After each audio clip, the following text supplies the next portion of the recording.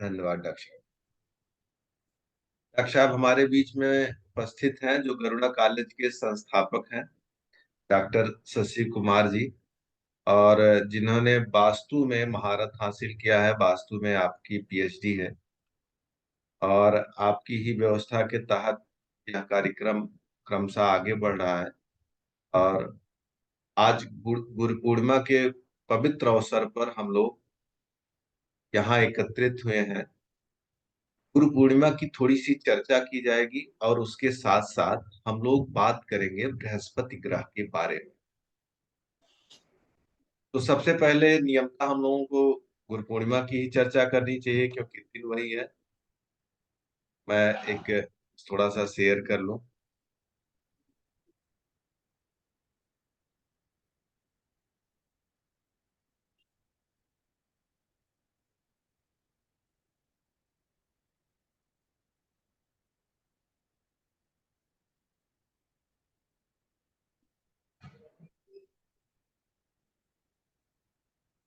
मेरी आवाज आप लोगों तक क्लियर जा रही है कि नहीं?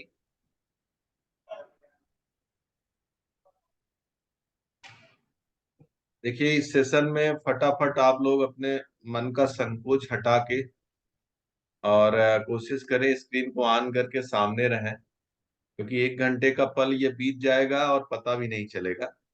कोशिश करें कि हर चीज को महसूस करें और लें। तो सबसे पहले हम लोग क्या करेंगे कि गुरु की वंदना कर लें, क्योंकि ये सबसे इम्पोर्टेंट है। एक बार सभी लोग मन को शांत करके गुरु को ध्यान में रखें और गुरु की वंदना करें। अंशुल सर, प्रेजेंटेशन शेयर नहीं हुआ है। अच्छा, अभी नहीं हुआ है, सॉरी। जी, हमें लगा कि ओपन कर। हाँ, ठीक ठीक, मुझे लगा हो गई है। एक, अब हो गई। अब हुआ।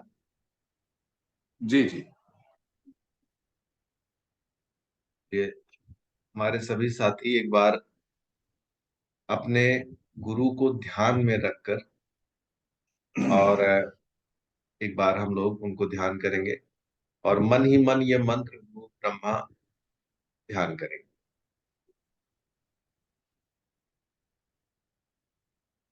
अच्छा,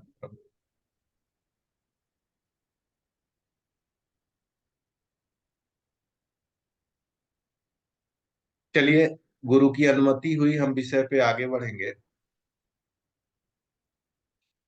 गुरु शब्द जो है अपने आप में अद्भुत है। गु और रू, अंधकार से प्रकाश की तरफ ले जाने के लिए, तस्मो ये हमें अंधकार से उजाले की तरफ ले जाने वाला शब्द है।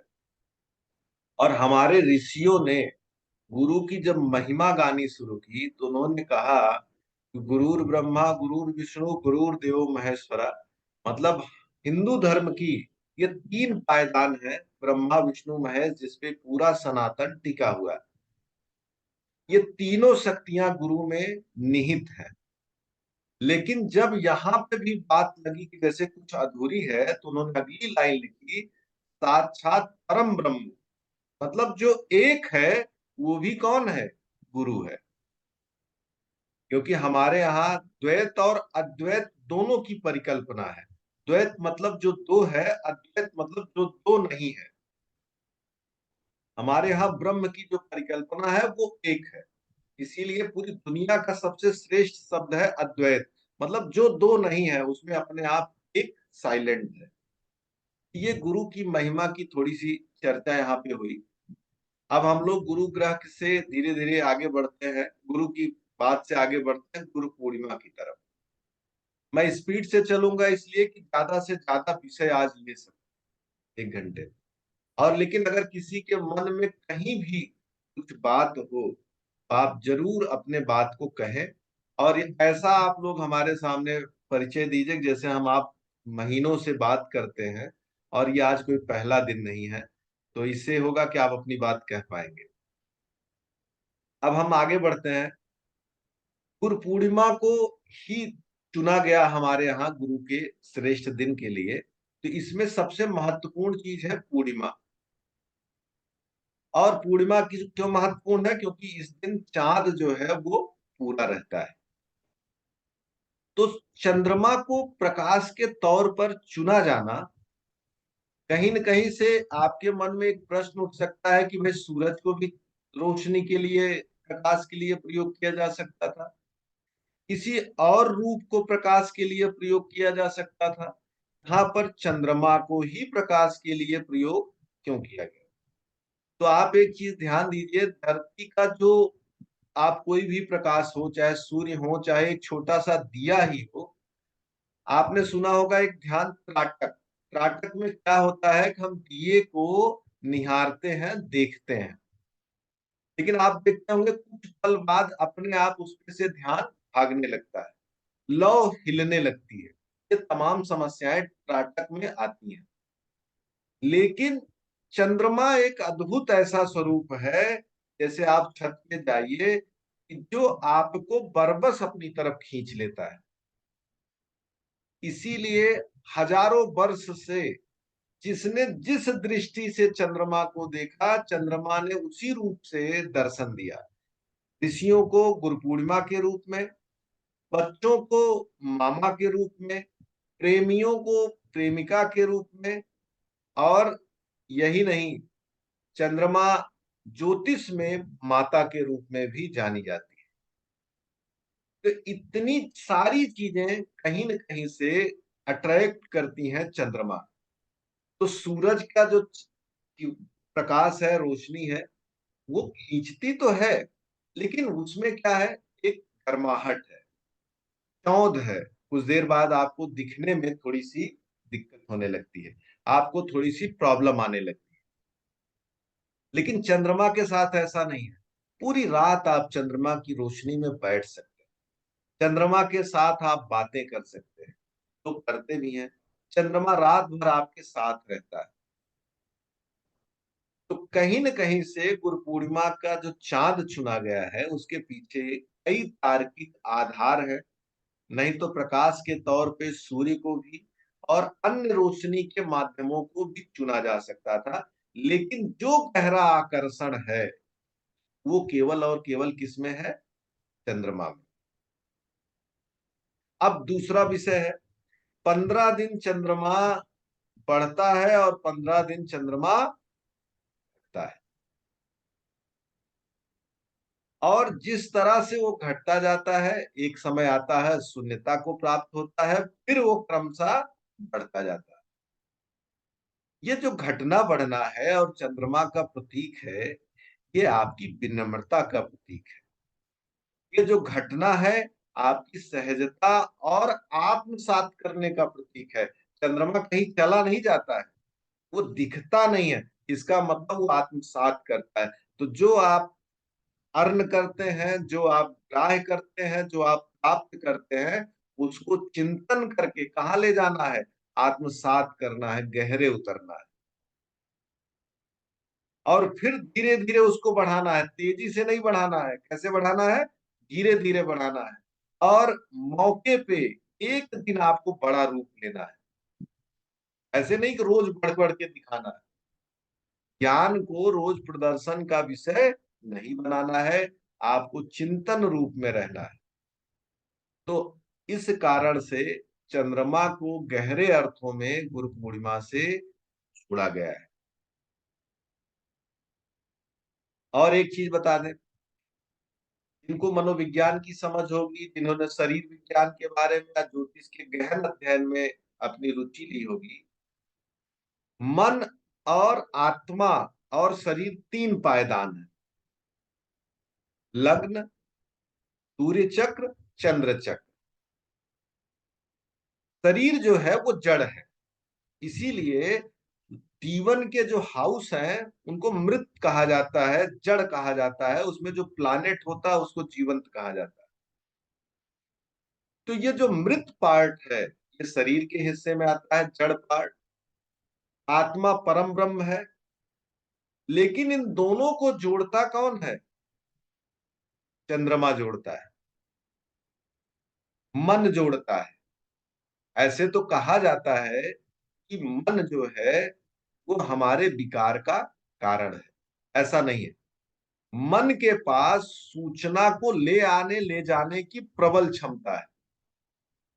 लेकिन उसमें विवेक शब्द जो है वो इसीलिए वो गुरु से आता है। जब आप लोग ज्योतिष को गहरे में पढ़ेंगे तो बुद्धि बुद्ध के पास है, विवेक किसके पास है? बृहस्पति के पास है। ज्योतिष को गहरे में जाएंगे तो आप एक एक चीज को डिफाइन कर पाएंगे। जैसे अगर हम बुद्धि को ही एक्सप्लेन करने चले जाए तो जैसे शनि दार्शनिक बुद्धि है, बुध गणितीय बुद्धि है, राहु टेक्निकल बुद्धि है, केतु जो नहीं दिखता है इंट्यूशन पावर वो वाली बुद्धि है। बुद्धि के भी ढेर सारे प्रकार और प्रभाव है। तो जो हमारे गुरु पूर्णिमा का जो महत्वपूर्ण विषय है, सबसे पहले हमने ये जाना कि गुरु शब्द की क्या महिमा है, जिसको हमारे ऋषियों ने कहा ब्रह्मा विष्णु महेश। इससे भी बात नहीं पूरी हुई तो उन्होंने कहा परम ब्रह्म है। फिर बात होती है कि चंद्रमा का चुनाव क्यों किया गया, क्योंकि चंद्रमा की जो छटा है, चंद्रमा की जो महिमा है, चंद्रमा का जो ममत्व है, आकर्षण है, वह और रोशनियों की तुलना में ज्यादा सहज और सरल है, जिसको सहजता से आदमी देख और अपनी तरफ महसूस कर सकता है। फिर हम लोग और आगे बढ़े, चंद्रमा की भूमिका क्या है ज्योतिष में, जिसको इसको चुना गया। तो हमने कहा कि लग्न, सूर्य चक्र और चंद्र चक्र, ये तीन चक्र होते हैं, जिसको आप लोग कभी पढ़ेंगे तो सुदर्शन चक्र कहा जाता है। किसी भी डीप निर्णय को जानने के लिए तीनों चक्र से निर्णय लेना ही सबसे सहज माना जाता है और सबसे अच्छा माना जाता है। तो यहाँ पर चंद्रमा की भूमिका है आत्मा और शरीर के बीच में मध्य कार्य करना, जिसको जोड़ना। इस क्रम में हम लोग आगे बढ़ते हुए अब चलते हैं गुरु ग्रह बृहस्पति की तरफ। यहां तक किसी के मन में अगर कोई प्रश्न हो तो जरूर एक बार आप हमसे इस विषय पे बात करिए। एक बार तो कोशिश करके सारे लोग स्क्रीन पे रहें तो बेहतर है, लेकिन अगर यहाँ तक किसी को ना समझ में आया हो तो जरूर कुछ पूछे, नहीं तो मैं विषय को आगे ले चलता हूँ। पाठक सर, आप भी इस समय क्लास में हैं, मुझे देख के अच्छा लगा। तो आगे बढ़े, किसी के मन, देखिए अपरिचित का भाव मन से निकाल दीजिए। नमस्कार सर। नमस्कार। हाँ जी, श्री राधे। और ठीक है पाठक सर? बहुत बढ़िया बढ़िया सर। हाँ, मनीष सर या अनामिका जी और सुरेंद्र जी, और जिनका नाम मैं नहीं ले पा रहा हूँ, आप लोगों के मन में कुछ भी विषय हो तो जरूर इस पे बात करें, नहीं तो मैं जी आगे। सर। हाँ, मनीष सर कुछ कहना चाहेंगे? नहीं नहीं सर, बहुत बढ़िया चल रहा है, ठीक आपसे ज्ञान ले रहे। है। अरे पाठक सर आगे बढ़े, अनुमति है आपकी? Please sir, please sir. चलिए, अच्छा लगा। और देखिए, आज गुरु पूर्णिमा का अवसर है।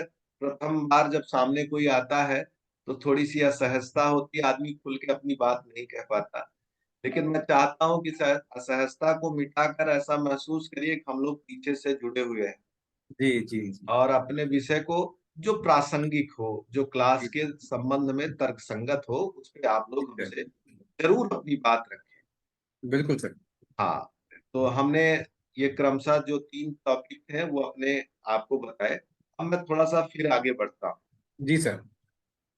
अब हम आते हैं गुरु ग्रह पे। किस पे आते हैं? गुरु पे, जिस पे हमारा मेन टॉपिक जो। अब सबसे पहले जब गुरु ग्रह की बात करेंगे तो उनके जन्म की ही कहानी की बात कर लेते हैं। आप लोगों को पता होगा, सृष्टि के रचयिता, सृष्टि को मूर्त रूप देने वाले ब्रह्मा जी। सृष्टि ने ही इसको, जो हमारे सामने हम लोग बैठे हैं, हम लोग किसकी संतान है? सब ब्रह्मा जी की संतान, और हम सभी लोग ब्रह्मा जी से पैदा हुए।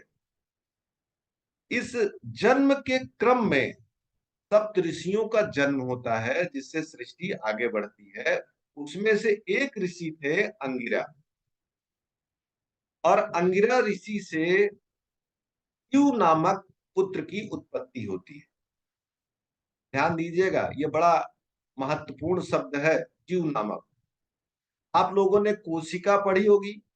कोशिका तो ऐसे नंगी आंखों से दिखती नहीं है, लेकिन जब मूर्त रूप में आप किसी चित्र में देखेंगे तो कोशिका के मध्य में एक जीव होता है जो एक लिक्विड टाइप का होता है जिसपे पूरी कोशिका के प्राण टिके होते हैं, उसको भी जीव बोलते हैं। और बृहस्पति का जो पहला नाम था वो भी क्या था? जीव था। फिर बृहस्पति देव ने कठिन घोर तपस्या की। क्या किए? घोर और कठिन तपस्या की। कौन प्रसन्न हुआ? भगवान शिव पैदा प्रसन्न हुए। शिव ने उनको एक आशीर्वाद दिया। क्या आशीर्वाद दिया? कि आज से आपको बृहस्पति ग्रह कहा जाएगा और आप देवताओं के गुरु बनेंगे। का मतलब प्रिडिक्शन में क्या होगा भाई? देखिए, आप सारे लोग कहानी तो सुनने आए नहीं, हर चीज को प्रिडिक्शन से जोड़ना है। अगर जिनको भी ज्योतिष की समझ होगी वो चाह रहे होंगे कि हमको कुछ मिले सूत्र।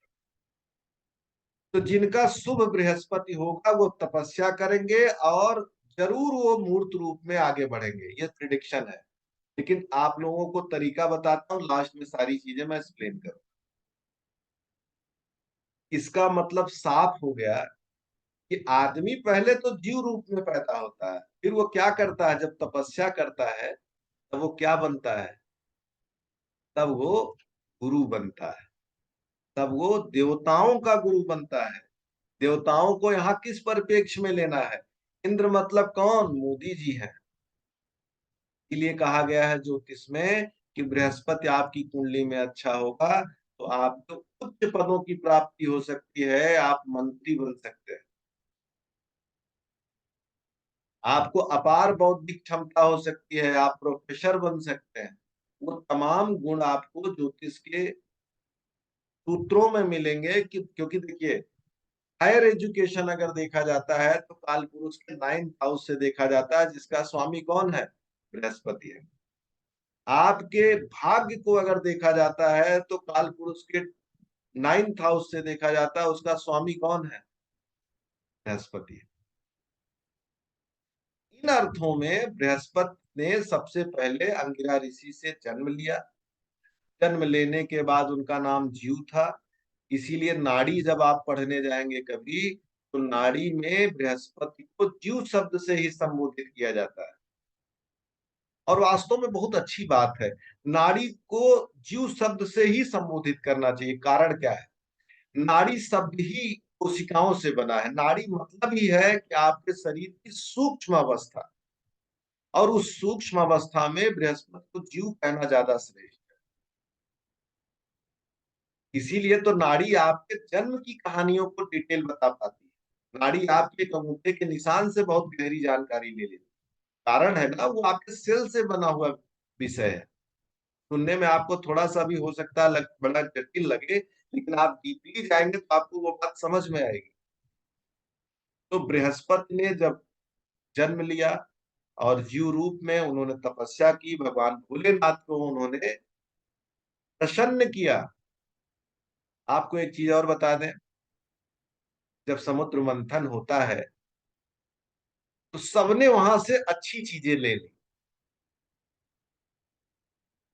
यहाँ भगवान शिव प्रसन्न हुए हैं, इस नाते मैं थोड़ा सा शिव के संबंध में बोल दूं।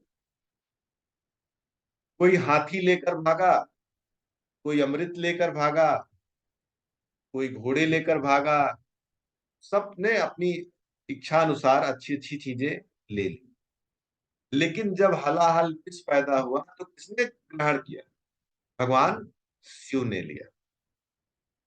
तो भगवान शिव को त्याग की मूर्ति माना जाता है। तो यहाँ पर जो बृहस्पति देव ने तपस्या की है, उन्होंने किसकी की है? शिव की है। त्याग की तपस्या। इसीलिए कहा गया है कार्तियम पंच लक्षणम स्वान निद्रा वको ध्यानम अल्पहारी गृह त्यागी। तो 5 ये लक्षण होते हैं, शिव के उसी तपस्या का प्रतीक है। कि जब आप तपस्या का यहाँ क्या मतलब है? ये थोड़ी है कि आप मंत्र जपेंगे। जब स्टूडेंट अपने जीवन में घोर जाता है तब उसको शिव मिलते हैं। शिव मतलब क्या है? जिनके पास त्याग के साथ साथ परम बल है। और आपको बता दें, भौतिक जीवन के सबसे ज्यादा देने वाले शिव हैं। इसीलिए रावण ने शिव की उपासना की। इसीलिए सारे राक्षसों ने किसकी उपासना की? सारे राक्षसों ने शिव की उपासना की, क्योंकि ब्रह्मा और शिव तो शिव से सबसे ज्यादा शक्तियां आप लोग पा सकते हैं। अब हम धीरे धीरे फिर से बृहस्पति को क्रमशः आगे ले चलते हैं ज्योतिष की तरफ। हमारा आज का जो मूल विषय है जिस पे आज हम बात करना चाहते हैं वो है केंद्र अधिपत दोष। कौन सा विषय है? केंद्र अधिपत दोष। ऐसे तो बृहस्पति के संबंध में कम से कम 20-25 महत्वपूर्ण विषय हैं, लेकिन समय और दिन के अनुसार ज्यादा विषयों पे चर्चा नहीं हो सकती। बृहस्पति की दृष्टि है, बृहस्पति का बकरी होना है, बृहस्पति के पंच महापुरुष योग है, बृहस्पति का गजकेसरी योग है, बृहस्पति के नीच अवस्था का योग है। इन सब पे बृहद चर्चा की जा सकती है, लेकिन आज हम आप लोगों के लिए केवल एक टॉपिक लेकर आए हैं जो बहुत महत्वपूर्ण है, जिसको हम यहाँ पर क्लियर करना चाहते हैं। केंद्र अधिपत दोष। अब ये केंद्र अधिपत दोष क्या है? आप लोगों को ज्योतिष की तो समझ होगी। यहाँ पे कितने लोग हैं जो ज्योतिष को इतना जानते हैं कि हाउस या स्वामी ये जानते हैं कि नहीं? सारे लोग एक बार स्क्रीन ऑन करके हैंड रेस कर देते तो मुझे बड़ा आनंद रहता। चलिए, बड़ी कृपा हुई। पाठक जी, आप तो जानते ही होंगे। जितने लोग जानते हो एक बार अपना हाथ उठा दे तो बड़ी कृपा होगी। चलिए, मैं इन 4-5 लोगों से मान लेता हूं कि आता है सब। तो बृहस्पति जो है उसको केंद्र अधिपत दोष लगता है। तो यहाँ पर एक विषय आता है कि जो शुभ ग्रह हैं उनको केंद्र अधिपत दोष लगता है। तो शुभ ग्रह की जो श्रृंखला है उसमें सबसे ज्यादा श्रेष्ठ अवस्था वो बृहस्पति की है। फिर दूसरे नंबर पे आते हैं शुक्र, फिर तीसरे नंबर पे और चौथे नंबर पे आते हैं चंद्रमा और बुध। बृहस्पति को सबसे ज्यादा, उससे कम माना जाता है शुक्र को, फिर बुध को। लेकिन बुध के साथ एक समस्या ये है, वो जिसके साथ रहते हैं उसके अनुसार वो गुण को समावेशित कर लेते हैं। अगर शुभ ग्रहों की संगति है तो शुभ है, अशुभ ग्रहों की संगति है तो उनके कारकत्व में अशुभ ग्रहों का प्रभाव आता है। चंद्रमा के साथ क्या है? 15 दिन तक वो शुभ रहते हैं, 15 दिन तक वो पापी रहते हैं, उनके अंदर शुभता की कमी आ जाती है। ये 4 ग्रह हैं जो केंद्र अधिपत दोष के अंतर्गत आते हैं। अब यहां से 3 ग्रहों को हमको छोड़ना होगा क्योंकि हमारा टॉपिक है बृहस्पति। बृहस्पति जो है उनको केंद्र अधिपत दोष लगता है और सबसे ज्यादा लगता है। केंद्र अधिपत दोष लगता है और सबसे ज्यादा लगता है। और बृहस्पति के अंदर सबसे ज्यादा शुभता भी पाई जाती है, इसकी भी चर्चा की जाती है। लेकिन ये तो नियम हो गया। अब यहाँ पर हम नियम के बाद अपने जीवन का जो अनुभव मेरा है वो आप लोगों से साझा करने के लिए मैं प्रयास करता हूँ। मेरा जो अपना व्यक्तिगत अनुभव है, बृहस्पति जहां भी बैठते हैं वहां के लाइव पक्ष का नुकसान करते हैं। ये लाइव क्या है? जीवंतता क्या है? हमने आपको शुरू में जब पढ़ाया तो हमने कहा बृहस्पति का पहला नाम क्या था? जीव। ये वहीं से उठ के आया है कि बृहस्पति के पास जीव की क्षमता है। तो बृहस्पति को प्राणवायु ही बृहस्पति को कहा जाता है। जो हमारी ऑक्सीजन है उसको इसीलिए कुंडली में बृहस्पति के प्रबल होने से पीपल के पेड़ से जोड़ा गया है।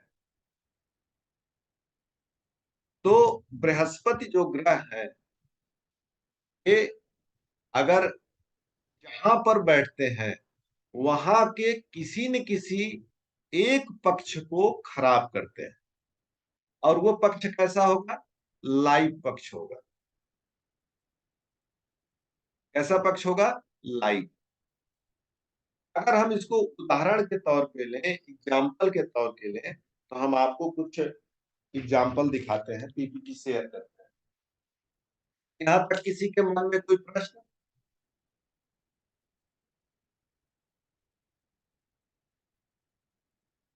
एक बार अगर किसी के मन में कुछ प्रश्न हो तो जरूर पूछें।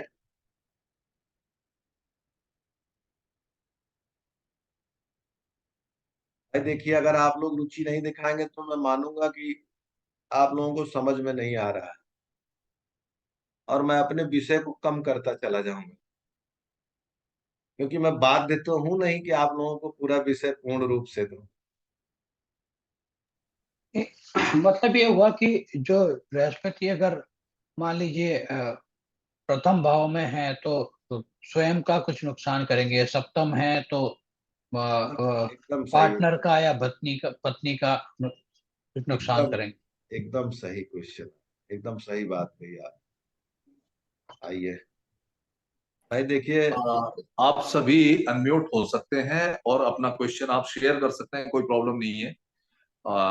ये ऐसी क्लास नहीं है, आप फ्री हैं, आराम से अपनी बात रखिए और डिस्कस कीजिए।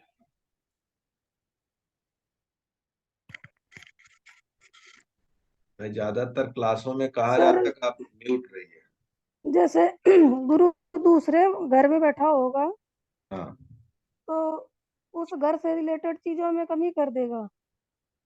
हाँ, ठीक आपने समझा।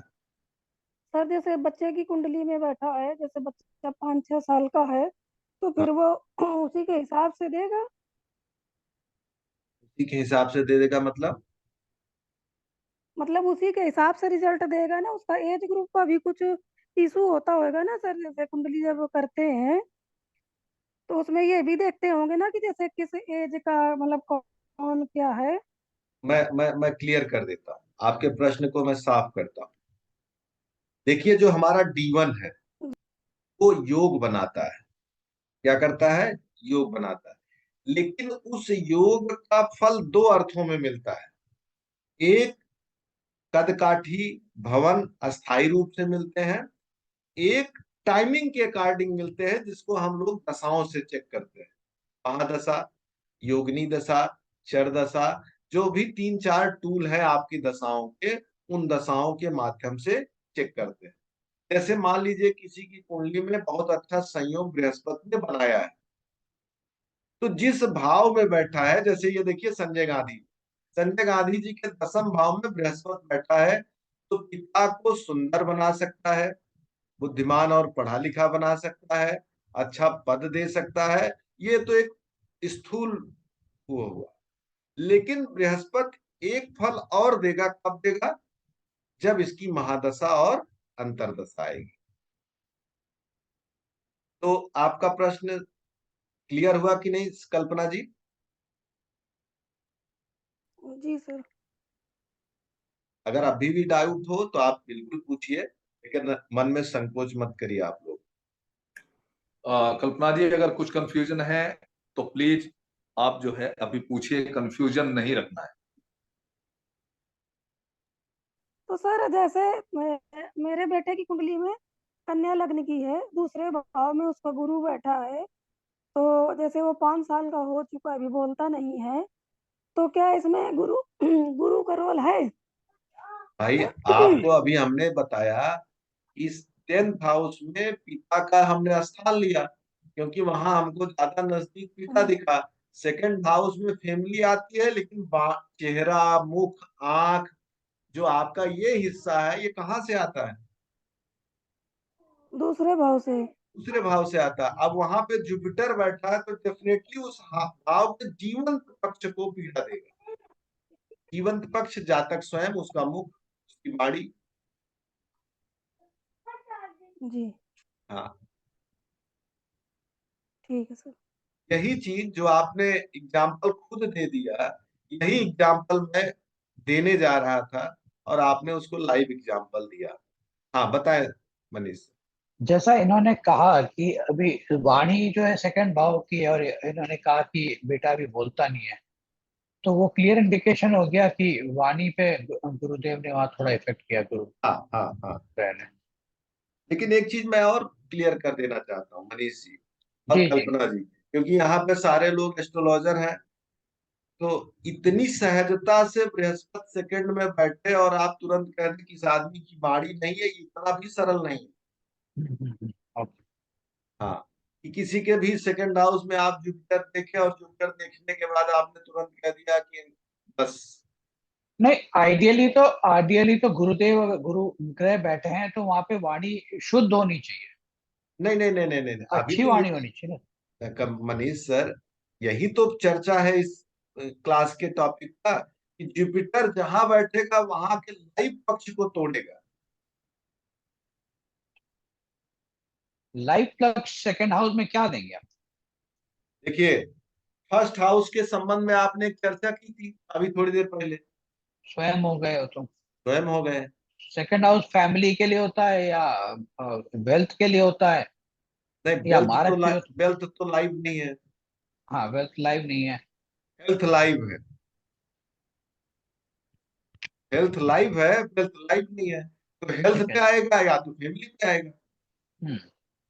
आपके ही प्रश्न में जवाब भी है। हम्म। भाई, जो हमारा सेकंड हाउस है, वहां की जो हमारी बाड़ी है, जिससे हम लोग बोलते हैं, उस पे इसका इफेक्ट जाएगा। हाँ, ये कह सकते हैं कल्पना मैम को कि वो धन कमाने या धन की उसकी वृद्धि रहेगी। अब ऐसा भी हो सकता है उसके आने के बाद धन बढ़ा हो, लेकिन इसको भी तुरंत नहीं कह सकते क्योंकि महादशा अंतर दशाएं ये माने रखती हैं। लेकिन सेकंड हाउस में रहने से धन बढ़ेगा। क्यों बढ़ेगा? क्योंकि लाइफ को तो वो कमजोर सर करेगा, नॉन लाइफ को बढ़ाएगा। सर उसका जन्म भी इसी महादशा में हुआ, गुरु में ही। क्या करेंगे? गुरु की मतलब महादशा में ही उसका जन्म जन्म हुआ। गुरु की महादशा में हुआ। हाँ, देखिए, दो पक्षों को जानकर कभी भी आप लोग किसी की कुंडली का एक्सप्लेनेशन मत करिएगा। जी। सीधी बात बता दें, अगर आपको अच्छा ज्योतिषी बनना है तो धैर्य के साथ प्रिडिक्शन। देखिए, मेरा नियम तुरंत आपने कहा और प्रिडिक्शन बन गया, लेकिन मैंने रॉयल्टी नहीं लूटी। मैंने तुरंत कहा कि इतनी सहजता से मत कहिएगा, ये लग गया ये ठीक है, इसके पीछे और भी नियम शर्तें हैं। और हो सकता है अभी कोई पार्टिसिपेंट कहे कि मेरे सेकंड में बृहस्पति है और मेरी तुम्हारी ठीक है, ये भी कह सकता है। इस नाते किसी एक रूल को लेकर आप कभी प्रिडिक्शन में मत जाइए, नहीं तो आप फंस जाएंगे।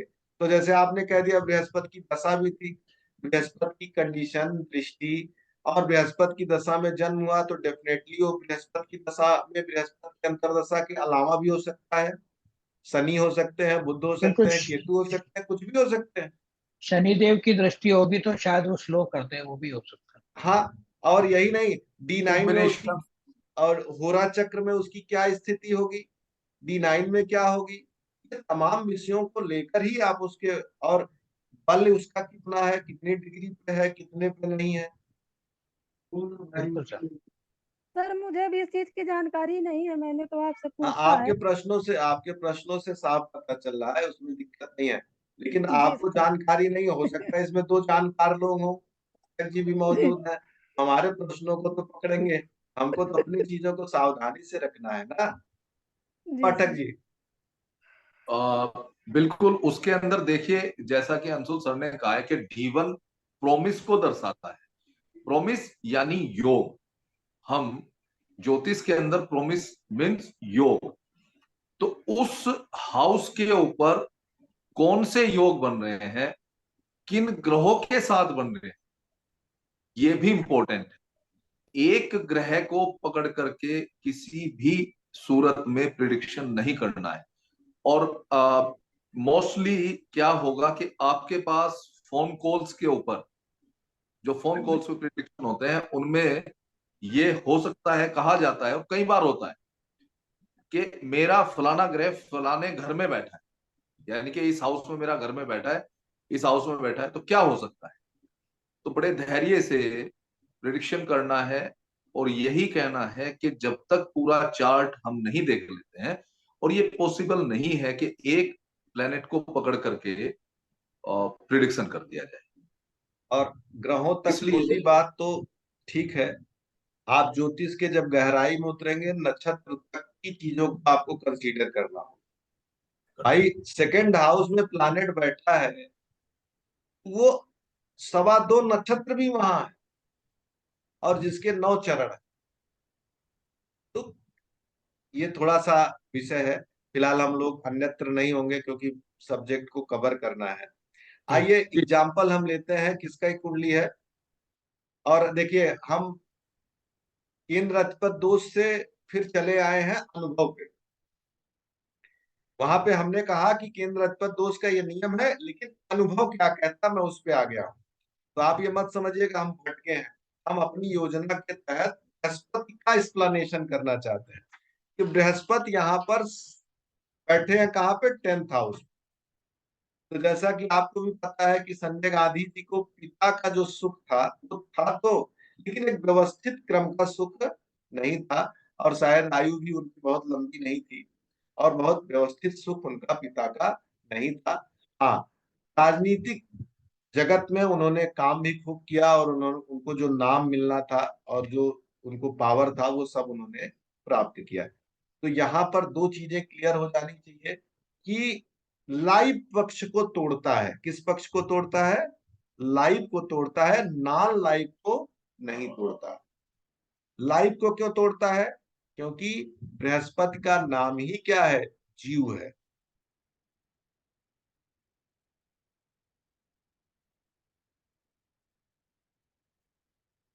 लाल बहादुर शास्त्री जी की संतान के बारे में किसी को कुछ पता है? लाल बहादुर शास्त्री जी अपने संतान का कोई विशेष सुख उन्होंने नहीं प्राप्त किया। ये जुपिटर कहाँ पे बैठा है? मेष राशि के पंचम भाव में बैठा है, धनु लग्न में बैठा है।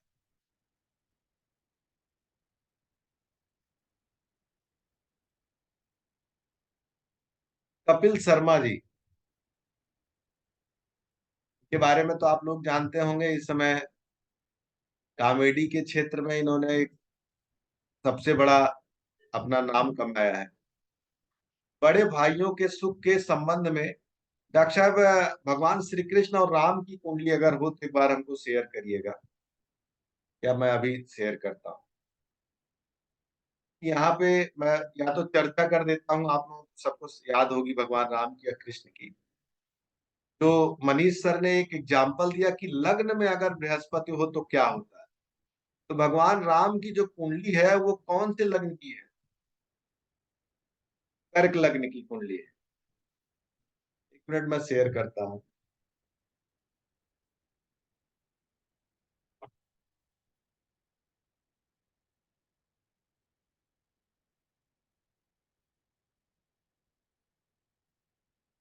आप लोगों के मन में कोई क्वेश्चन हो तो पूछते रहिएगा।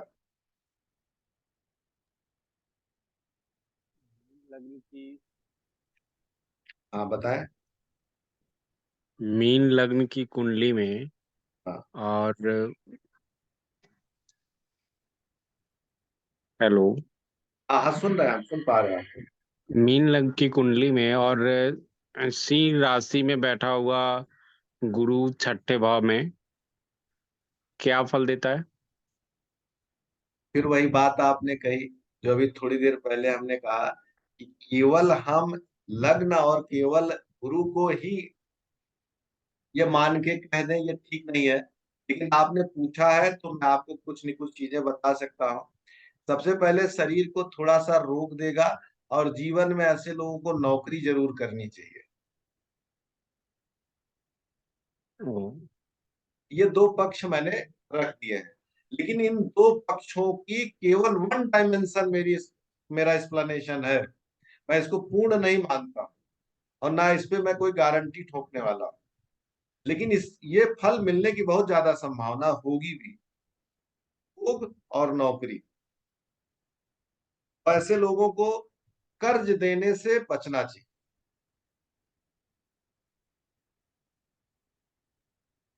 धन्यवाद। आपका इस तरह से अगर कोई प्रश्न पूछना चाहे तो कोई दिक्कत नहीं है, लेकिन जो चीजें रहेंगी हम क्लियर आपको बता देंगे। नमस्कार सर, मैं ये जानना चाहूंगी, जैसे सर ने अभी बोला कि सिक्स हाउस में जुपिटर हो, तो हाँ आपने बताया कि रोग देता है। हाँ। तो ऐसा भी हो सकता है कि सिक्स हाउस से रिलेटेड पर्टिकुलर ऑर्गन ऑर्गन ही डिस्टर्ब करे, वो बॉडी पार्ट को ही का देखिए, ही आर्गन को आप किस तरह से ले सकती हैं? केवल 6th हाउस का आर्गन लेंगी कि 6th हाउस में जो राशि है उसका आर्गन सर लेंगी? राशि का भी देखेंगे ना। और कि राशि। जुपिटर का आर्गन लेंगी? किसका आर्गन लेंगी? भाई जुपिटर भी आर्गन बताता है, 6th हाउस भी आर्गन बताता है, 6th हाउस में साइन बैठी भी राशि सर, भी हाँ जी। आर्गन बताती है। हाँ जी, हाँ जी, हाँ जी। तो बताइए कौन सा आर्गन मैं लूं? तो मेरे मेरा हिसाब से तो कहने का सभी को मतलब, कोरिलेट करके मेरा देखना पड़ेगा इतना ना। कहने का मतलब है कि जी कोई भी प्रश्न आएगा एस्ट्रोलॉजी में, जी जी। हाँ, तो उसके लिए जैसे आर्गन, आपने 6th हाउस कह दिया, 6th हाउस में हाउस भी आर्गन है, आपको भी पता है। आपका जी लोअर एब्डामन आएगा, उसमें लार्ज स्टाइन, स्मॉल स्टाइन। अब उसमें जी राशि, अब जैसे मीन लग्न में सिंह राशि थी, तो आपका स्टमक एरिया आ जाएगा। जी जी। अब ये राशियां बदलती जाएंगी, एरिया बदलता जाएगा। अब वहां हम्म। जुपिटर बैठा है, तो आपको भी पता है जुपिटर फैट या लीवर इन सब चीजों का कारक है। हाँ जी सर। तो उसके अकॉर्डिंग फिर रोग बदल गया।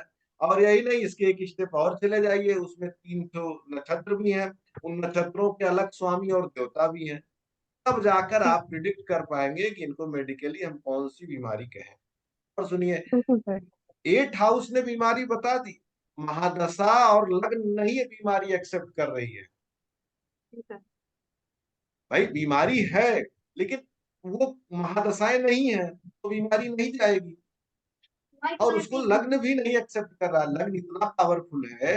भाई कोरोना में सब लोग थोड़ी मर गए, हम आप जीवित हैं तभी तो सामने बैठे हैं। सर इस हिसाब से अगर लगन में जुपिटर रहता है तो ओवरऑल फिजिक को वीक करेगा, या फिर बिकॉज जुपिटर एक बहुत बिग प्लैनेट है तो ये फैट क्रिएट करेगा, बॉडी फैट। देखिए, आपका कहना ठीक है, इस पे हम सहमत हो सकते हैं, लेकिन वही है, पूर्णता सहमत नहीं होंगे। अब कर्क का जुपिटर होगा तो वो दूसरे तरह से इफेक्ट करेगा, मीन का जी होगा, सर। धनु का होगा तो अलग करेगा, हाँ लेकिन जी, हाँ जी। करेगा, नो डाउट। Okay sir. हाँ, नो डाउट, इसमें कोई संदेह नहीं। ठीक है, आप लोगों के प्रश्न अच्छे आ रहे हैं। सर इन सब चीजों को मतलब कैसे जोड़ते हैं, कैसे जोड़ के मतलब बता देते हैं? के लिए तो आप डॉक्टर ये साहब से मुझे नहीं फोन, समझ में आता। उसके लिए आप डॉक्टर साहब से बात करिए, आपको क्लास बताएंगे, क्लास ज्वाइन करिए और क्रमशः पढ़िए। अगर आप सोचती हैं पूर्णिमा के दिन की एक क्लास से आप एस्ट्रोलॉजी जान पाएंगी, नहीं मैं नहीं 20 सर, सालों मुझे से भी पता एस्ट्रोलॉजी है। कर रहा हूँ। अरे सर मैं तो अभी बिल्कुल, मुझे तो कुछ इसके बारे में पता ही नहीं है। कल्पना जी, मुझे सुन पा रही हैं आप? जी सर जी। हाँ, देखिए, पहले आपको वैदिक सीखना होगा। जी वैदिक का जो बेस है, जिसको हम बेसिक कहते हैं, पहले वो सीखना होगा। जब वो समझ आ जाएगा तो फिर आप पर्टिकुलर जी। जो सब्जेक्ट्स हैं उनके ऊपर जो है आप धीरे धीरे सीख पाएंगे। पर्टिकुलर सब्जेक्ट क्या है? जो मेन जो सब्जेक्ट है हमारे पास, पर्टिकुलर मेन सब्जेक्ट होते हैं, जिसमें 3-4 क्वेश्चन निकल करके आते हैं। उसमें क्या है? हेल्थ है, यानी बीमारियां हैं, शादी से रिलेटेड है, या शादी होगी नहीं होगी, कब होगी, ये चीजें हैं, या तो मैरिड लाइफ कैसी होगी, वो चीजें हैं। मतलब वो सारा एक सब्जेक्ट हो जाता है। ऐसे ही हेल्थ का है, बीमारियां होंगी नहीं होंगी, होंगी तो कब होंगी, वो मेडिकल एस्ट्रोलॉजी है। तीसरा आ जाता है प्रोफेशन। तो फिर प्रोफेशन से कनेक्टेड जितनी भी चीजें हैं उनका कोर्स है। ऐसे ही बहुत ज्यादा क्वेश्चन जो निकल करके आते हैं वो यही 3-4 टाइप की जो है चीजें हैं। उसके अलावा कोई बहुत कम निकल के आएंगे, मेरे भाग्य में क्या है या मेरा भाग्य कैसा है। एक सब्जेक्ट और है जो है चाइल्ड बर्थ से लेकर के, एक सब्जेक्ट निकल करके आता है। बहुत सारे लोग हैं जो पीड़ित हैं इन चीजों से भी, जिनको बच्चा नहीं हो रहा है, या वो कंसीव नहीं कर पाते हैं, या कंसीव है तो फिर एबॉर्ट हो जाता है। तो उस तरीके के जो क्वेश्चंस हैं वो निकल के आते हैं। तो ये धीरे धीरे आप सीख पाएंगे। लेकिन सबसे जरूरी क्या है, आपको बेस को समझना, एस्ट्रोलॉजी के बेस को, जिसे हम बेसिक कहते आप लोगों को कुंडली दिख रही है कि नहीं? दिख रही सबसे है। हाँ, सबसे दिख पहले रही है सर। इस कुंडली को प्रणाम कर लीजिए। यह हमारे भगवान श्री कृष्ण की कुंडली है। कुंडली है। अतुल सर, छोटा सा एक बीच में मैं सॉरी डिस्टर्ब कर रहा हूँ। हाँ। और देखिए, मैं अभी जहां से आपके साथ जुड़ रहा हूँ, मैं अभी वृंदावन में हूँ। और आज सुबह से बांके बिहारी लाल जी के दर्शन किए, सुबह सुबह बड़ा आनंद आया। उसके बाद प्रेम मंदिर, फिर इस्कॉन मंदिर। तो आज सुबह से ही कृष्णमयी है सब कुछ। और कृष्ण तो कृष्ण है ना। और अंशुल सर ने जो है कृष्ण भगवान की ही कुंडली को दिया है। बहुत बहुत धन्यवाद अंशुल सर। चलिए प्लीज कंटिन्यू। देखिए, भगवान श्री कृष्ण की कुंडली को उदाहरण लेने का मेरा मूल कारण था कि भगवान के 11th हाउस में कौन बैठा है? गुरु। गुरु गुरु। बैठे। और गुरु क्या है? ओन हाउस है, स्वगृही। हम लोग 11th हाउस से क्या क्या देखते हैं? इच्छा पूर्ति और बड़े भाई बहन। क्या देखते हैं? इच्छा पूर्ति और बड़े भाई बड़े। बहन। तो जैसा कि सर्वविदित है कि भगवान किस नंबर की संतान थे? 8 नंबर की संतान थे। अठारह। और उसके पहले जो 7 संतान थी वो क्या हुई थी? मृत्यु हो गई थी। मृत हो गई। तो ये, लेकिन भगवान ने अपने जीवन काल में लगभग अपनी सभी इच्छाएं पूरी की। तो एक तरफ 11th हाउस की नॉन लाइफ चीजों को उन्होंने खूब बढ़ाया, लेकिन 11th हाउस का जो लाइफ पक्ष था, बड़े भाई बहनों का सुख, उस पे काफी प्रभाव पड़ा। भगवान के जितने बड़े भाई बहन थे, उनका सुख भगवान को नहीं मिला। एग्जाम्पल समझ में आया? जी जी। अब आते हैं हम लोग दूसरी कुंडली, जिसको आप लोग भी एक बार फिर से देखिए और प्रणाम करिए। मैंने इस कुंडली को, दोनों कुंडलियों को प्रणाम ऐसे नहीं कहने को कह दिया। अभी आप लोग कहीं से जुड़े होंगे, कोई मुंबई से, कोई दिल्ली से, हो सकता है विदेश से भी इसमें कुछ जुड़े हों लोग। आप लोगों से मैं समय पूछूंगा तो सब आप लोग भिन्न भिन्न समय बताएंगे। इसका मतलब किसी का समय सही नहीं है और किसी का गलत नहीं है। हमारे ऋषियों ने भगवान के जन्म के जब समय की बात कही, तो उन्होंने कहा कि मेष राशि में सूर्य है, कर्क राशि में चंद्रमा है, गुरु है। ग्रहों की स्थिति के अनुसार उन्होंने बताया कि भगवान का जन्म हुआ। इसका मतलब जो उससे टाइम निकल के आएगा ना, वो एक्यूरेट और सार्वभौमिक निकल के आएगा। और जहां जो समय जो निकालना चाहेगा उस समय आएगा। तो और सुनिए, नासा ने इस टाइम ड्यूरेशन को, जो ग्रहों की स्थिति है, जब इसको डाला, तो उन्होंने साफ साफ पाया कि ये कालखंड था। मतलब ये कुंडली कोई परिकल्पना नहीं है कि 9 के 9 प्लानेट इस तरह बैठाए जाए, क्योंकि अद्भुत कुंडली है।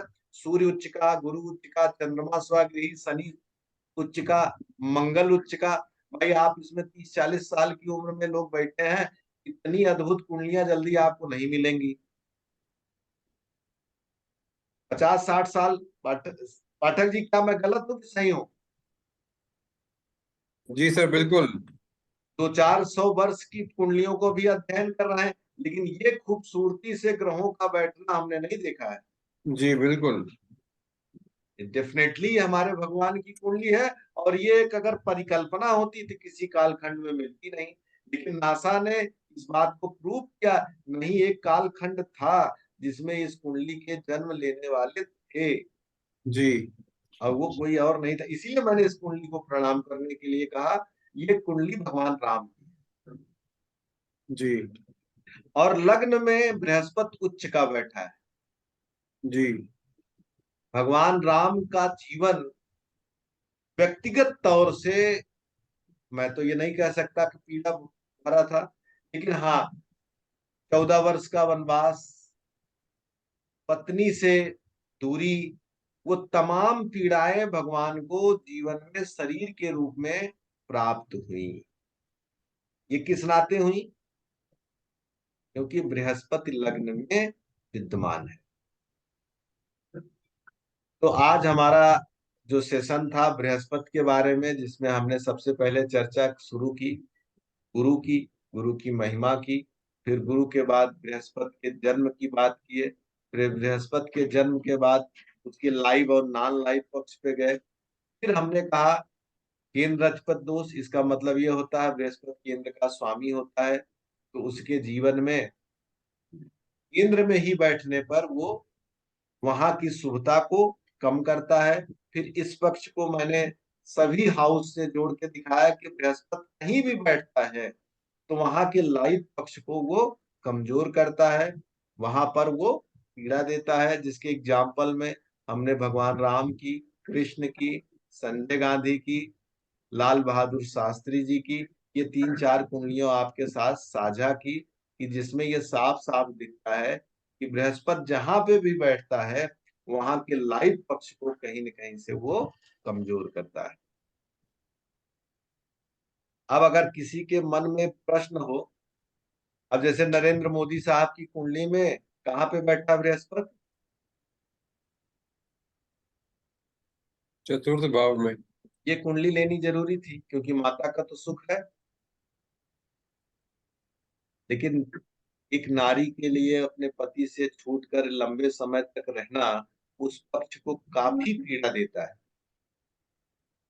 ये ध्यान में रखने वाली बात है कि बृहस्पति जहां पे होगा उस पक्ष को पीड़ित करेगा।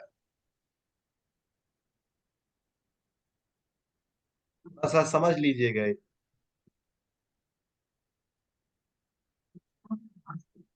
इंदिरा गांधी जी के बारे में सर्वविदित है, उनका कोई बड़ा भाई नहीं था।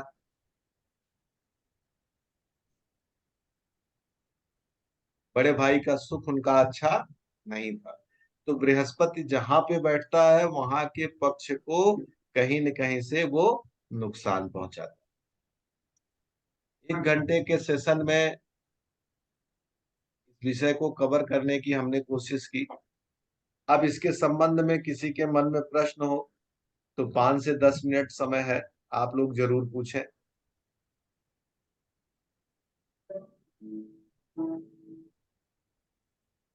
किसी के मन में कोई प्रश्न हो?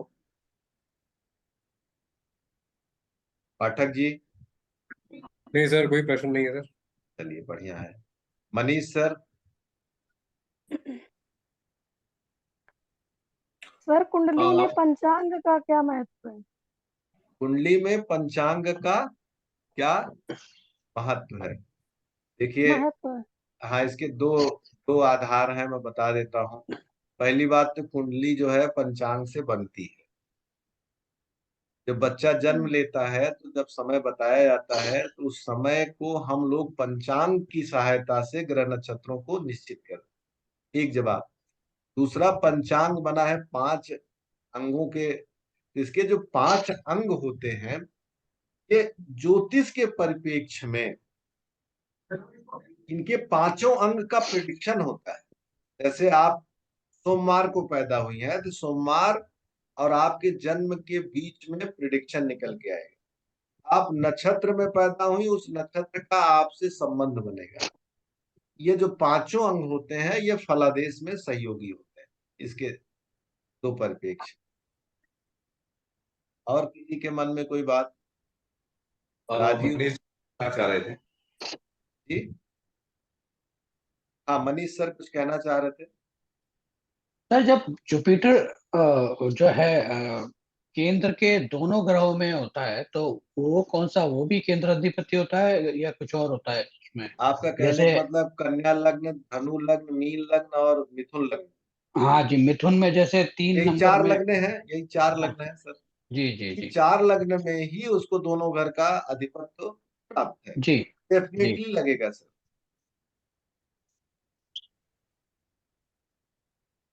बिल्कुल उसमें लगेगा।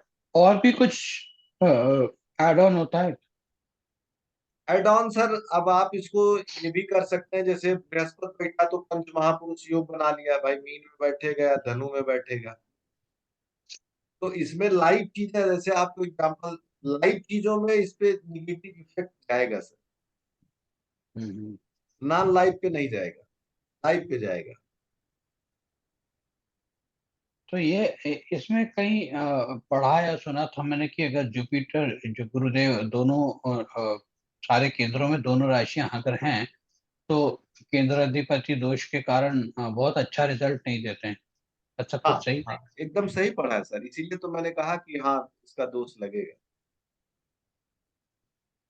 तो वो केवल उस भाव में बैठे हुए हैं और उसका फल अच्छा नहीं देंगे, उसका नुकसान करेंगे, या और तरीके से भी जहां जो बैठता है सर, केंद्र अधिपति दोष जहां बैठता है वहां का ज्यादा नुकसान करता है, जिसका हाउस जिससे बिलोंग करता है उसको उतना नहीं करता।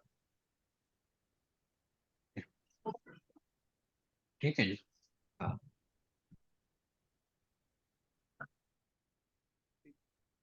और किसी के मन में एक प्रश्न? राजीव जी, अच्छा इसमें से कितने लोगों को ज्योतिष की, जैसे मनीष सर को तो ज्योतिष की समझ है, पाठक सर की बातों से लगता है। राजीव जी, आपने ज्योतिष सीखा है पीछे कुछ कि नहीं? सीखे हैं सर। और उदय जी और कीर्ति जी तो ज्योतिष सीखी हैं, और राकेश जी आपने जी सर। सीखा है आपने? जी सर। है।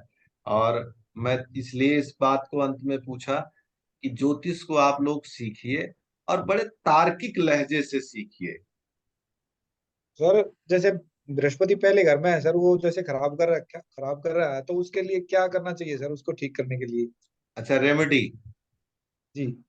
हाँ, बहुत बढ़िया है। सबसे पहले तो गुरुओं का सम्मान करिए। क्योंकि मेरा है सर बृहस्पति खाना नंबर हाँ, 1 में है। गुरुओं का सम्मान करिए और प्राणायाम करिए। जी सर।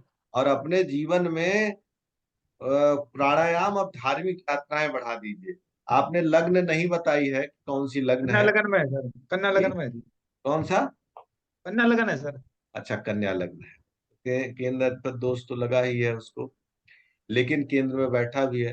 प्राणायाम खूब करिए, खूब प्राणायाम करिए। और घर में कोई मेजर डिजीज की हिस्ट्री तो नहीं रही है सर? नहीं सर। अच्छा ठीक है, अच्छी बात है। प्राणायाम बढ़ा दीजिए सर। जी। कन्या लग्न भी है, जुपिटर जाके बैठा भी है, डेफिनेटली आप प्राणायाम बढ़ा दीजिए। बृहस्पति लगन में होता है सर, उसी से ज्योतिष के बारे में भी कुछ होता है, जैसे ज्योतिषी बनाता है या मतलब ऐसे कुछ? सर, बृहस्पति के पास बहुत सारे गुण हैं। भगवान राम की कुंडली का उदाहरण हमने दिया, तो आप उसके केवल निगेटिव पे कहा जाता है? भगवान राम अद्भुत थे, कृष्ण अद्भुत थे। तो डेफिनेटली आपको विवेक तो देगा ही, समझ तो देगा। यही पूछना था सर कि भाई मतलब बृहस्पति लगन में है तो जैसे ज्योतिष में वही मतलब वो करते हैं या? देखिए, एक चीज और मैं आज कहूंगा कि आप लोग बुद्धिजीवी हैं, मैं ऐसा महसूस करता हूं। ज्योतिष को या किसी भी साइंस को पकड़े ना तो थोड़ा लॉजिकल होके पकड़े।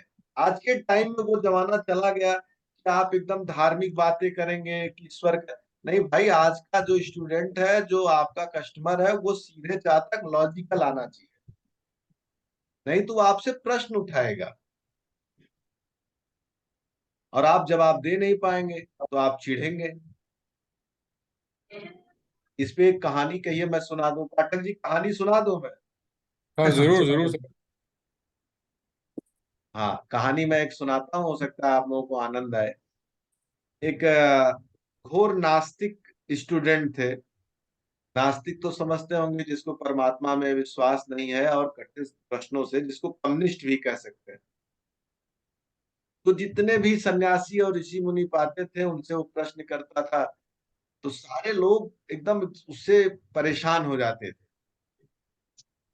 तो एक सन्यासी ने कहा कि काम करो, तुमको इस धरती पे एक ही आदमी है जो भगवान के बारे में या तुम्हारे प्रश्नों को समाधान दे सकता है, एक नाथ जी।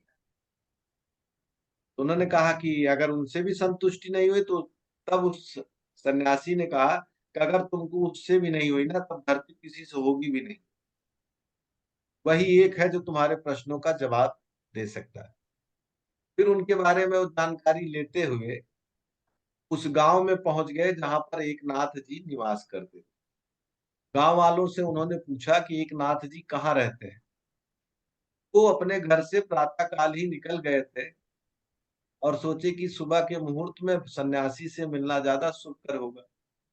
तो लगभग 8 सवा 8 बजे वो गांव में पहुंच गए और लोगों से उन्होंने पूछा कि एक नाथ जी कहाँ रहते हैं। तो लोगों ने कहा कि नदी के किनारे किसी शिव मंदिर में एक नाथ जी इस समय होंगे, सो रहे होंगे।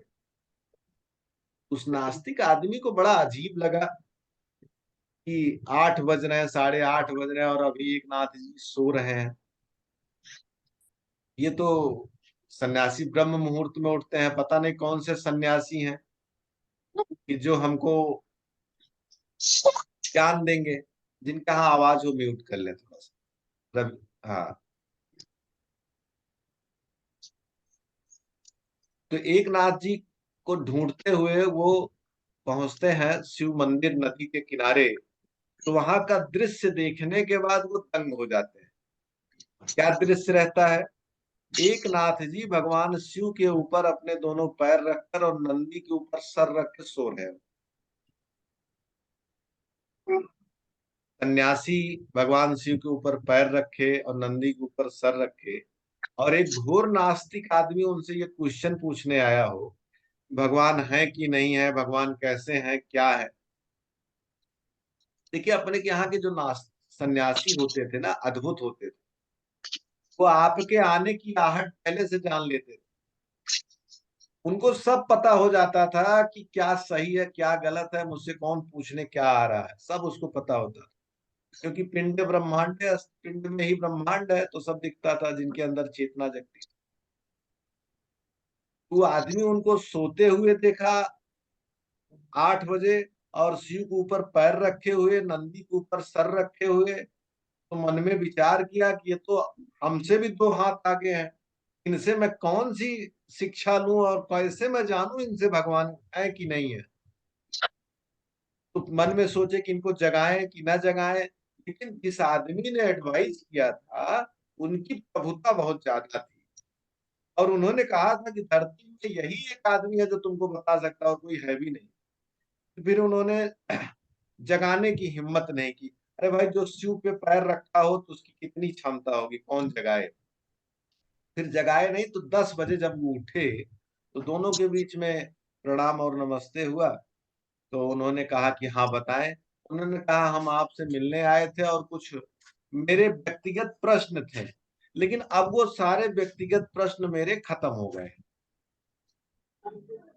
मैं सोचा था कि मैं आपसे पूछूंगा कि ईश्वर है कि नहीं है, कि भगवान है कि नहीं, आत्मा है कि नहीं, ये तमाम प्रश्न पूछूंगा, ब्रह्म है कि नहीं।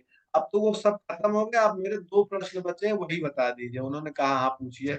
उन्होंने कहा आप सन्यासी हैं, आपको तो ब्रह्म मुहूर्त में उठना चाहिए। तो उन्होंने कहा एक नाथ जी ने कि ब्रह्म जब उठे तब ब्रह्म मुहूर्त होता है। तो मेरा जो ब्रह्म है, जो मैं हूं, उस वो अभी उठा है, और जब ब्रह्म उठे तो ब्रह्म मुहूर्त। एक नाथ ने कहा, वो जो आए हुए थे उन्होंने कहा कि तो मैं तो सोचा था कि आपसे पूछूंगा कि ब्रह्म है कि नहीं है, आप तो खुद ही को ब्रह्म बता रहे हैं। उस आदमी ने कहा कि मैं खुद ही को ब्रह्म नहीं बता रहा हूं, आप भी ब्रह्म हैं। बस मैं अपना ब्रह्म जानता हूं, आप अपना ब्रह्म नहीं जानते हैं, बस इतना ही अंतर है। फिर उन्होंने कहा अच्छा ठीक, ये बताइए, भगवान शिव के ऊपर आपने पैर रखा था, मैं भगवान को तो नहीं मानता हूं, लेकिन अंदर से तो मेरी इच्छा हिम्मत नहीं है कि मैं भगवान के ऊपर पैर रखूं। तो जो मेरा मानना है और जो विश्वास है, दोनों के बीच में भेद है। तो मैं तो भगवान के ऊपर पैर नहीं रख सकता हूँ। तो सन्यासी ने कहा अच्छा एक जगह बताइए जहां पर भगवान शिव ना हो, तो वहीं पे मैं पैर रख। इस आदमी के मन में बड़ी चिंता आई कि भाई इनका भी कहना सही है कि धरती पे तो कोई जगह ही नहीं है जहां पे पैर रखे और शिव ना हो। तो फिलहाल उन्होंने कहा कि अब मेरे दोनों प्रश्न, तो उनको लगा कि ये आदमी विचित्र है, इससे हम कुछ अपने तर्कों को कर पाए, ये संभव नहीं है। फिर उन्होंने कहा अब आप हमको बीटा दे दीजिए। उन्होंने कहा देखिए आप आए हैं और दोपहरी की बेला धीरे धीरे हो रही है, तो मैं भोजन बनाता हूँ, आप भोजन करके जाइए। तो सन्यासी उठे, एक नाथ जी गांव से गए, कुछ आटा लेकर आए और उन्होंने बट्टी बनाई। बट्टी समझ रहे होंगे, आटे की जो बनती है आग पे पका के। आग पे पका पका कर वो बट्टी रख रहे थे घी में लगाने के लिए। तब तक एक कुत्ता आता है और एक बट्टी उठाता है, वो भागने लगता है। एक नाथ जी उस कुत्ते के पीछे भागना शुरू करते हैं। तो जो कम्युनिस्ट विचारधारा से आया हुआ आदमी था, उसके मन में आया कि क्या एक बट्टी के पीछे भागना, और ले गया तो ले गया, अब उसके पीछे क्या भागना। लेकिन आदमी अद्भुत है, चलो देखते हैं। तो भी पीछे पीछे गए। तो 1 मील के बाद कुत्ता जब थक गया, तो क्योंकि कुत्ता मुंह में लेके तो खा नहीं पाता है, कुत्ता भी रुकता है, पैरों से दबाता है, तब चीजों को नोचता है, काटता है। तो कुत्ता अंत में थक के रुक गया। तो जो सन्यासी थे उन्होंने कुत्ते के मुंह से बट्टी को छीन लिया। छीन कर जो घी की मटकी थी उसको साथ ले गए। उन्होंने कहा कुत्ते से, देखो राम, अगर मुझे नहीं बिना घी के बट्टी पसंद है तो तुमको कैसे घी से बिना पसंद होगी। तो उसी बट्टी को जो कुत्ते के मुंह से उसको निकाले और मटके में डाले, और फिर मटके से निकाल कर उन्होंने कुत्ते को दे दिया। और कहा भी, साथ में चेतावनी भी दी कि अगली बार बिना घी लगाए बट्टी अगर ले गए तो हाथ पैर हम तोड़ देंगे, जान लो। जैसे हमको नहीं पसंद है बिना घी के बट्टी, वैसे आपको भी बिना घी के बट्टी नहीं पसंद।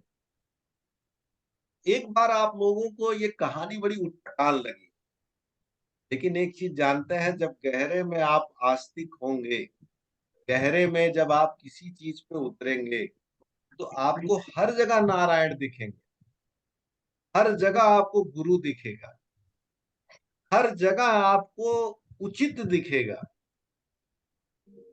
इसीलिए तो हमारे भगवान श्री कृष्ण ने कहा है हर चीज में हम ही हैं। दुनिया का सबसे पहला साइकोलॉजिस्ट कोई और नहीं था, कौन था? भगवान श्री कृष्ण थे। चंद्रमा उच्चिका था उनका। मन का जितना गहरा अध्ययन भगवान श्री कृष्ण ने किया है, पूरी दुनिया में किसी ने नहीं किया है, जिसका सीधा प्रमाण है गीता। चलिए सत्संग को यहीं पर विराम देते हैं। आप लोगों ने इतने मन से मेरे साथ समय बिताया, 1 घंटे 20 मिनट, मैं हृदय से धन्यवाद हूँ। डॉक्टर साहब आप समापन की तरफ बढ़िए। धन्यवाद। राधे। बहुत बहुत धन्यवाद अंशुल सर, आपने बहुत अच्छे टॉपिक पर जो है आज विचार रखे हैं। और कृष्ण जी की तो बात ही अद्भुत है। और पाठक सर, मनीष सर हमारे साथ जुड़े हैं, तो मैंने कहा ही था कि मैं गुरु पर ऊपर जो है कृष्ण जी के चरणों में रहूंगा। तो कल मैं मथुरा था और आज वृंदावन में हूं। कल से और अब तक कृष्णमय है सब कुछ, तन मन सब कृष्णमय है। और बहुत बढ़िया। तन था, इसीलिए जो है जल्दी ही फिर हम प्रेम मंदिर से वापस आ गए। नहीं तो इच्छा थी कि अभी और वहां समय बिताते। और आप लोगों को एक बार फिर गुरु पूर्णिमा की, गुरु पर्व की बहुत बहुत हार्दिक शुभकामनाएं। गुरुदेव आप सभी के जीवन में हमेशा सुख दे, उन्नति दे, प्रगति दे। आप हमारे साथ जुड़े इसके लिए भी बहुत बहुत धन्यवाद। कीर्ति जी हमारे साथ थी अभी। कीर्ति जी है या चली गई है? आज कीर्ति जी की बेटी का जन्मदिन है, तो कीर्ति जी आपको भी और बेटी को भी बहुत बहुत शुभकामनाएं। प्रभु उनकी सभी इच्छाओं को पूर्ण करे। अंत में एक ही बात कहूंगा, जीवन में गुरु बहुत जरूरी है। निर्भर आप पर है, आप किसे गुरु मानते हैं। आप किसी को गुरु नहीं मानते हैं, आप खुद को अपना ही गुरु मानते हैं। अंत बात है ये, बिल्कुल अंत। किसी दूसरे को या किसी भी ऊर्जा को जो है आप गुरु मानते हैं तो आपको पॉजिटिविटी मिलेगी। और अगर आप बिल्कुल नहीं किसी के साथ जुड़ पा रहे हैं तो स्वयं को अपना गुरु मानिए, स्वयं से बात कीजिए और स्वयं से ही क्वेश्चन और आंसर कीजिए। और इसके ऊपर मैंने क्यों ये वर्ड यूज किया, स्वयं से ही क्वेश्चन आंसर कीजिए, इसके ऊपर एक बहुत अच्छी बुक एक राइटर ने लिखी हुई है, कभी आप उसको पढ़िएगा। और जैसा कि गरुड़ा कॉलेज के बारे में आप जानते हैं, सब लगातार हमारे पास कोर्स चलते रहते हैं। एक अनाउंस भी कर ही देता हूं, पाठक सर परमिशन हो तो। जी सर प्लीज। अगले 3 से 4 दिन में हमारे पास अंक ज्योतिष के ऊपर जो है कोर्स शुरू हो रहा है। एडमिशन स्टार्ट हो चुके हैं और उस कोर्स को अंशुल सर ही पढ़ाएंगे। आज पामिस्ट्री के जो हमारे सर हैं वो कहीं बाहर हैं, बिजी थे, तो इसलिए उस सेशन में नहीं आ पाए, नहीं तो एक छोटा सा पार्ट जो है वो भी रखते। तो जो भी अंक ज्योतिष से जुड़ना चाहते हैं वो जरूर ज्वाइन करें। और 7 डेज का ही है, लेकिन 7 डेज में इतना कुछ दे देंगे कि फिर आनंद ही आनंद आएगा। जी सर। चलिए, आप बहुत समय लिया और एक बार फिर आप सभी का बहुत बहुत धन्यवाद। सभी को गुरु पूर्णिमा की बहुत बहुत शुभकामनाएं। Thank you sir. Thank you. धन्यवाद सर। राधे राधे। राधे मिलते हैं राधे सर, राधे। परसों मिलते हैं। कल मैं ठीक है। यहाँ से निकलूंगा फिर जी सर। जी सर। जी दिल्ली और फिर thank you. Saharanpur. Thank you sir. Radhe Radhe. Radhe Radhe Radhe.